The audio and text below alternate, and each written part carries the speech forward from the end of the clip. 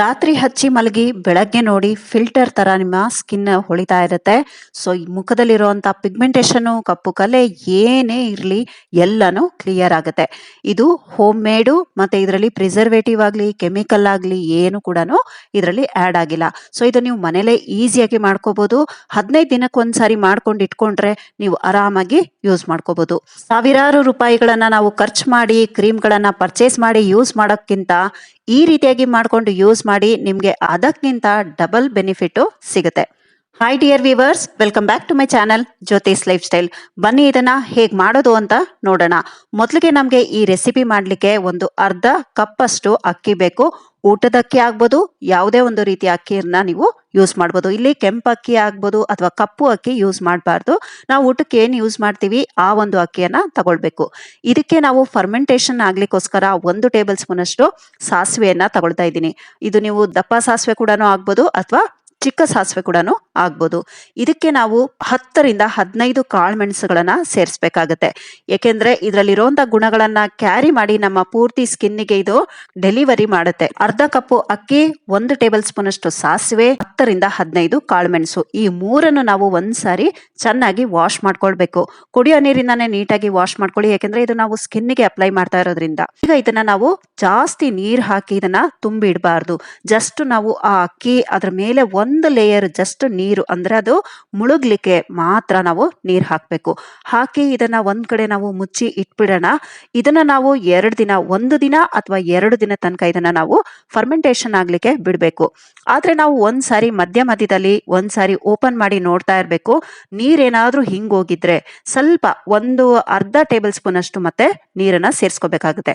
ತುಂಬಾ ನೀರು ಹಾಕ್ಬಿಟ್ರೆ ನಮ್ಗೆ ಅಕ್ಕಿ ಎಲ್ಲ ಇರೋದ್ರಿಂದ ಒಂಥರ ಸ್ಮೆಲ್ ಕ್ರಿಯೇಟ್ ಆಗುತ್ತೆ. ಅದಕ್ಕೋಸ್ಕರ ನಾನು ಇದನ್ನ 2 ದಿನ ಇದನ್ನ ಇಟ್ಟಿದ್ದೆ. ಸೊ 2 ದಿನಾನು ನಾನು ಚೆಕ್ ಮಾಡಿದೆ, ಸ್ವಲ್ಪ ನೀರ್ ಕಮ್ಮಿ ಆಗಿತ್ತು ಅಷ್ಟೇ. ಸೊ ಇಲ್ಲಿ ನಾನು 1/4 ಟೇಬಲ್ ಸ್ಪೂನ್ ಅಷ್ಟು ನೀರನ್ನ ಸೇರಿಸ್ಕೊಂಡಿದ್ದೆ.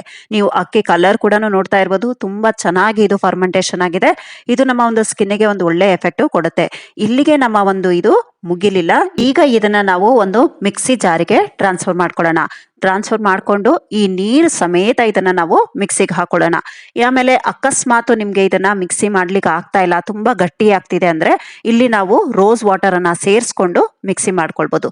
1 ರಿಂದ 2 ಟೇಬಲ್ ಸ್ಪೂನ್ ಅಷ್ಟು ನಾವು ಇಲ್ಲಿ ಸೇರಿಸ್ಕೊಳ್ಬಹುದು.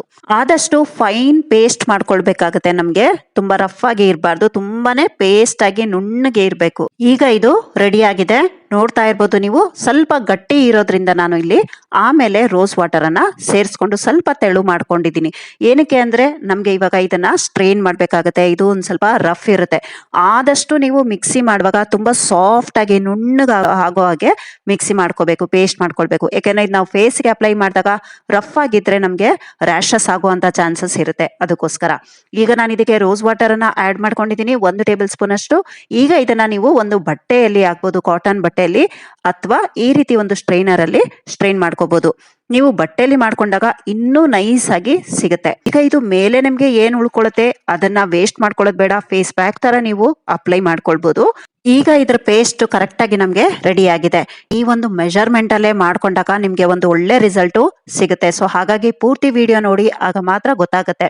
ಇದನ್ನ ನಾವು ಅಳತೆ ಮಾಡಿ ತಗೊಳ್ಬೇಕಾಗತ್ತೆ. ಇದ್ರ ಎಷ್ಟು ಸ್ಪೂನ್ ಇದೆ ಈ ಒಂದು ಬೇಸ್ ಅದನ್ನ ನೋಡ್ಕೋಬೇಕು. ಈಗ ನನ್ಗೆ ಇಲ್ಲಿ 4 ಟೇಬಲ್ ಸ್ಪೂನ್ ಅಷ್ಟು ಈ ಒಂದು ಪೇಸ್ಟ್ ಸಿಕ್ಕಿದೆ. ಸೊ ಇದಕ್ಕೆ ನಾವು ಗ್ಲಿಸರಿನ್ ಅನ್ನ ಸೇರಿಸ್ಕೊಳ್ಬೇಕು. ಗ್ಲಿಸರಿನ್ ಒಂದು ಒಳ್ಳೆ ಕಂಪನಿಯದಾಗಿರ್ಬೇಕು, ಇಲ್ಲ ವೆಜಿಟೇಬಲ್ ಗ್ಲಿಸರಿನ್ ಕೂಡ ನೀವು ತಗೊಳ್ಬಹುದು. ಇಲ್ಲ ಮೆಡಿಕಲ್ ಸ್ಟೋರ್ ಇಂದ ತಗೊಂಡ್ರೆ ನಿಮ್ಗೆ ಒಂದು ಒಳ್ಳೆ ಬ್ರಾಂಡೆಡ್ ಮತ್ತೆ ಒಂದು ಪ್ಯೂರಿಟಿ ಇರುವಂತ ಗ್ಲಿಸರಿನ್ ಸಿಗುತ್ತೆ. ಇದಕ್ಕೆ ನೀವು 2 ಟೇಬಲ್ ಸ್ಪೂನ್ ಅಷ್ಟು ಕೂಡ ಇಲ್ಲಿ ಆಡ್ ಮಾಡ್ಕೊಳ್ಬಹುದು. ನಾನಿಲ್ಲಿ 1 ಟೇಬಲ್ ಸ್ಪೂನ್ ಅಷ್ಟು ಗ್ಲಿಸರಿನ್ ಅನ್ನ ಸೇರಿಸ್ಕೊಳ್ತಾ ಇದ್ದೀನಿ. ಈ ನಾನ್ ಮಾಡಿರೋ ಅಳತೆಗೆ 1 ಟೇಬಲ್ ಸ್ಪೂನ್ ಅಷ್ಟು ಸಾಕು. ನೀವೇನಾದ್ರು ದೊಡ್ಡ ಕಪ್ಪಲ್ಲಿ ಏನಾದ್ರು ಅಕ್ಕಿ ತಗೊಂಡಿದ್ರೆ ನೀವು 2 ಟೇಬಲ್ ಸ್ಪೂನ್ ಅಷ್ಟು ಗ್ಲಿಸರಿನ್ ಅನ್ನ ತಗೊಳ್ಬೇಕು. ನೆಕ್ಸ್ಟ್ ಇಲ್ಲಿ 1 ಟೇಬಲ್ ಸ್ಪೂನ್ ಅಷ್ಟು ನಾನು ರೋಸ್ ವಾಟರ್ ಅನ್ನ ತಗೊಳ್ತಾ ಇದ್ದೀನಿ. ಇದು ಅಷ್ಟೇ ಒಂದು ಒಳ್ಳೆ ಬ್ರ್ಯಾಂಡ್ ಟ್ರಾನ್ಸ್ಪರೆಂಟ್ ಇರುವಂತ ರೋಸ್ ವಾಟರ್ ಅನ್ನ ತಗೊಳ್ಬೇಕು. ರೋಸ್ ವಾಟರ್ ನಮ್ಮ ಸ್ಕಿನ್ನಿನ pH ಲೆವೆಲ್ ಅನ್ನ ಬ್ಯಾಲೆನ್ಸ್ ಮಾಡುತ್ತೆ. pH ಲೆವೆಲ್ ಎಷ್ಟು ಬ್ಯಾಲೆನ್ಸ್ ಆಗಿರುತ್ತೆ ಅಷ್ಟು ನಮ್ಮ ಒಂದು ಸ್ಕಿನ್ ಪ್ರಾಬ್ಲಮ್ ದೂರ ಇರುತ್ತೆ, ಹತ್ರ ಕೂಡ ಬರೋದಿಲ್ಲ. ಸೊ ಅದಕ್ಕೋಸ್ಕರ ನಾವು ರೋಸ್ ವಾಟರ್ ಅನ್ನ ಯೂಸ್ ಮಾಡ್ಬೇಕಾಗುತ್ತೆ. ನೆಕ್ಸ್ಟ್ ಇಲ್ಲಿ ನಾನು ಅಲೋವೆರಾ ಜೆಲ್ ಅನ್ನ ಯೂಸ್ ಮಾಡ್ತಾ ಇದ್ದೀನಿ. ಅಲೋವೆರಾ ಜೆಲ್ಲು ಅಷ್ಟೇ ನೋಡ್ತಾ ಇದ್ದೀರಲ್ಲ, ಈ ರೀತಿ ಸ್ವಲ್ಪ ಟ್ರಾನ್ಸ್ಪರೆಂಟ್ ಆಗಿರ್ಬೇಕು, ಗ್ರೀನ್ ಕಲರ್ ಇರುವಂತದೆಲ್ಲ ಯೂಸ್ ಮಾಡಬಾರ್ದು.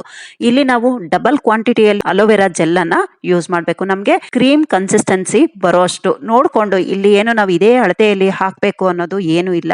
ನಮ್ಗೆ ಇದು ಒಂದು ಕ್ರೀಮ್ ಟೆಕ್ಸ್ಚರು ಬರಬೇಕು. ಇಲ್ಲಿ ನಾವು 4 ಟೇಬಲ್ ಸ್ಪೂನ್ ಅಷ್ಟು ಈ ಬೇಸ್ ಇರೋದ್ರಿಂದ ಇದಕ್ಕೆ ನಾವು ಕ್ರೀಮ್ ಟೆಕ್ಸ್ಚರ್ ಕೊಡ್ಲಿಕ್ಕೆ ನಾನಿಲ್ಲಿ ಒಂದು 2 ಟೇಬಲ್ ಸ್ಪೂನ್ ಅಷ್ಟು ಆಗೋ ಅಷ್ಟು ಹಾಕಿದ್ದೀನಿ.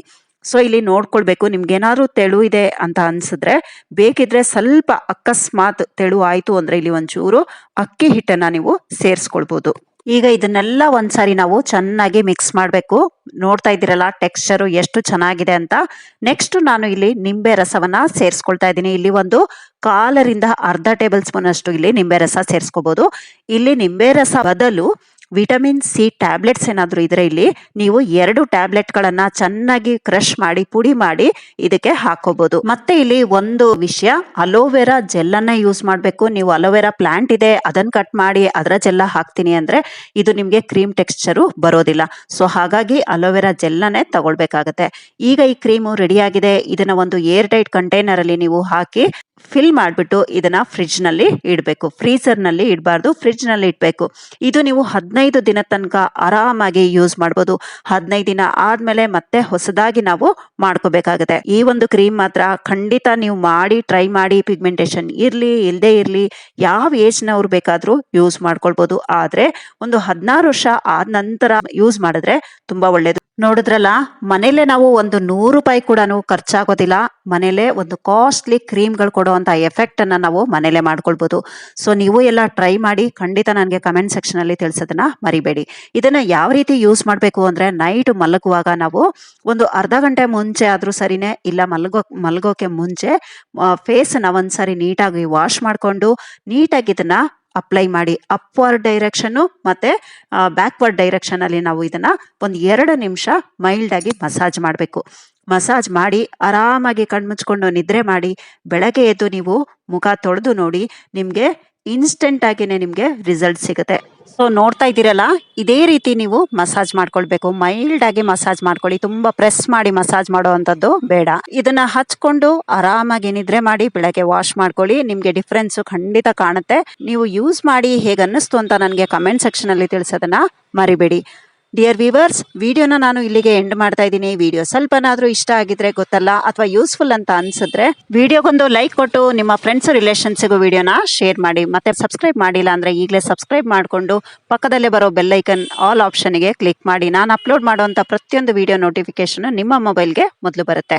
ಮತ್ತೆ ಕೆಳಗಡೆ ಹೈ ಬಟನ್ ಏನಾದರೂ ಇದ್ರೆ ಇದರಲ್ಲಿ ದಯವಿಟ್ಟು ಹೈ ಬಟನ್ ಅನ್ನು ಕೂಡ ಪ್ರೆಸ್ ಮಾಡಿ. Thank you for watching. Have a nice day. Take care. Bye bye.